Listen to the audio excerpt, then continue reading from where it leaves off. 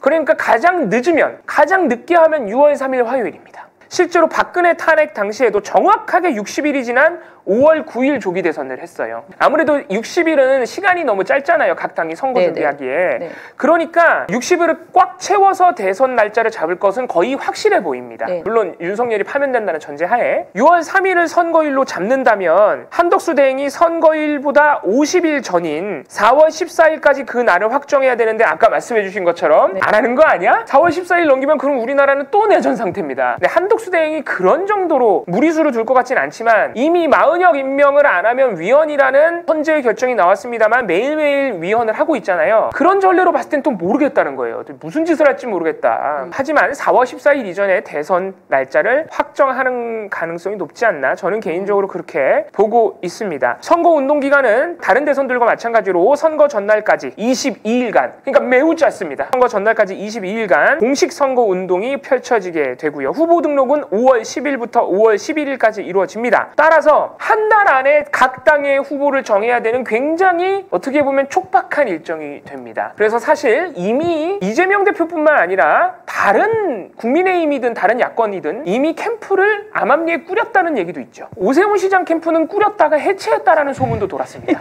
이재명 대표의 행보가 궁금하실 거예요. 왜냐하면 국민의힘 쪽에서 하도 파기자판 같은 말 같지도 않은 소리를 하면서 대선 후보로서의 지위를 흔들려고 하니까 아마 이재명 대표는 다음 주 초에 곧바로 대표직을 사퇴하고 조기 대선이 되면요 경선에 나설 것으로 예상이 되고요. 일단 공직선거법 위반 사건은 대법 판결이 6월 3일 이전에 나올 리가 없습니다. 6월 말이에요. 그러니까 그거는 이미 끝난 문제고 위증교사 사건 항소심이 있는데 위증교사 사건은 1심에서 무죄가 나왔습니다. 항소심이 6월 3일로 지금 최종 공판이 잡혀 있어요.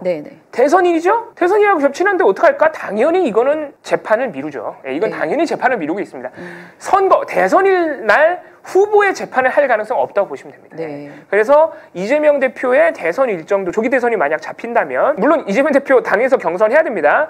이재명 대표의 선거 일정에는 아무런 문제가 없을 것으로 보입니다.